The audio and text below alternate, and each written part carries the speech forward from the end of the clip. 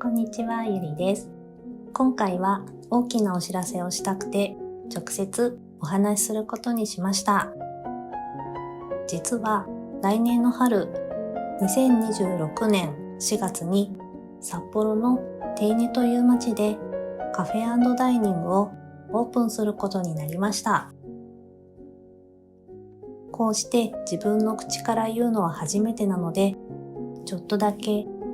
かなりドキドキしています。2024年1月、千葉から北海道の苫小牧に引っ越して、その2ヶ月後、パートナーが調理師学校に通うことを決めました。春からは札幌の学校に通って、秋からは苫小牧の和食料理屋で働いていて、私は創作を続けながら並行してこの先どう生きるかについて2人で真剣に考えていました。2026年の4月、カフェ&ダイニングオープンする予定でございます。かなりリアルなことやけど、来年の3月に卒業してどうしようかっていうのをずっと考えとったわけ。あと1年。実質1年ないなと。当たり前やけど、お金稼いでかんと生活してけん。今北海道来て1年ちょっと経って、西洋料理専攻してさ、今料理すごいハマってるから、料理すごい好きだから、で、今お世話になってる苫小牧の和食料理店さんで、そのままバイトさせていただけたとしても、お金的には難しいし。じゃあ、学校卒業した時と同時に、やっぱ卒業する時にさ、学校側が就職先とかって紹介してくれるから、やっぱり料理すごいハマってるから、じゃあちょっと西洋料理でさ、ホテルなのか、個人店なのかわかんないけど、そういうところでの就職もありだな、みたいなのも考えてたの。今年4月、お店をやるという選択に向けて、本気で動き始めました。お店をやりたいという強い思いがあったというよりも、2人の暮らしやこれまで続けてきたことの延長にお店という場所が自然に浮かんできたんです。毎日のご飯でこれ美味しいね、また作りたいねって話したり、歩いてる時にこの辺空き店舗あるかなって気にしてみたり、素敵なカフェに行った後は自分たちならどうしたいかって延々と話していたり、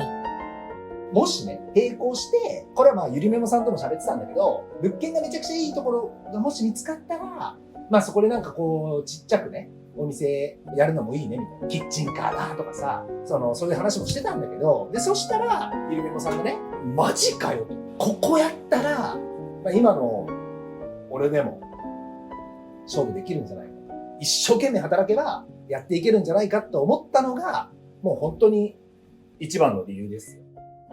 あとは私の絵や動画や暮らしの全部を表現できる場所が欲しかったというのもあります。私にとって暮らしは創作で、創作は暮らしそのもの。そこにパートナーの料理や会話や空間がある。そんな日常がつながっていって、自分たちの場所を作りたいと思うようになりました。だからやっぱり、なんていうの、ゆるめもさんみたいに、暮らしと表現の延長上にお店がありましたみたいな。ちょっとそういうかっこいいことは俺はね、なかなか言えんだけど、もう必死ですよ。必死。オープンするのは2人のお店です。私は飲食経験も接客経験もなくて不安も多いけど、どこかに所属するより自分たちで毎日を選びたい。だから挑戦することにしました。ロゴや世界観、内装、メニュー、パッケージ、すべてのデザインは私が担当します。絵も展示したいし、グッズや通販など遠方の方も楽しめる工夫をしたい。インスタグラムでアンケートを取ったり、コメントでやり取りしながら皆さんと一緒に作っていくお店にしたいです。ゆりめもさんの各表現、色合いとかさ、メニューとかね、そういうのは全部ゆりめもさんにお願いするんだけど、俺がすごいその表現好きだから、それをズドンと打ち出して、で、そこで、なんかすごい居心地いいお店だねっていうところで、コーヒーもお食事もできますよみたいな、お酒も飲めますよみたいな空間を作っているところは、ゆりめもさんと一緒の気持ちだわな。私たちのコンセプトは、Small Spice Everyday。毎日の暮らしの中に小さな刺激や発見を積み重ねていけるようなお店にしたいと思っています。北海道来る前、千葉にいて、今思うと料理は結構してたんだよね。だけど、その頃はもういかに包丁を使わずに、まな板使わずにご飯が作れるかみたいなことばっかり考えてたんだけど、こっち来てからまさかね、調理師専門学校行きながら素晴らしい和食料理店で働かせていただいて、1年半本気で料理に打ち込んだなーっていうのは自分でね、自信持って言えるんですよ。美味しい料理食べれるのって今はまあ当たり前だから、俺の料理が最高なんだなとは打ち出していくっていう感じではないんだけど、ゆりめもさんと一緒に作るその居心地のいい空間で料理も当然美味しい。そして包丁に1年半向き合った私のかつらむきをぜひ見に来ていただきたいですね。私は創作が好きです。パートナーは料理が好きです。24時間そのことを考えています。作らなきゃじゃなくて、作りたくて楽しくて自然とやっていることなんです。これから旅行やお出かけは減るけど、私たちはお店という場所で遊ぶように日々を過ごしていきます。だからこそ皆さんに遊びに来てほしい。遠くからでも見守ってくれたら嬉しいです。この今俺が着てる服も、これもゆりめもさんが描いた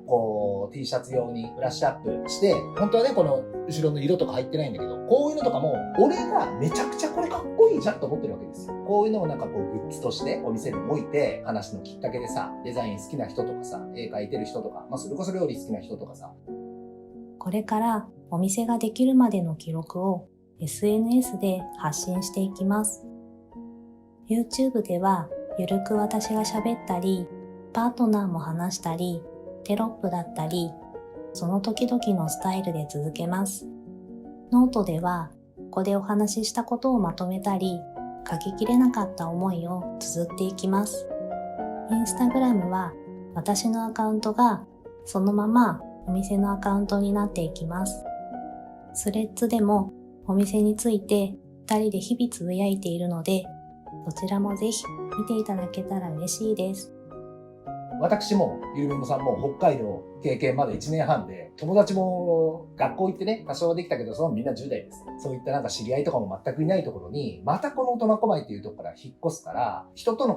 出会いとかつながりとか、飲食店ってね、やっぱそれすごい楽しみっていうか、不特定多数の老若男女来ていただける、お酒も入ったりしたら、さらに深いというか、近いというか、自然とさ、そういう関係に一生の付き合いになるような人との出会いとかもあるかもしれないから、そういうのすごい楽しみにしてるので、ぜひ遊びに来ていただきたいですね。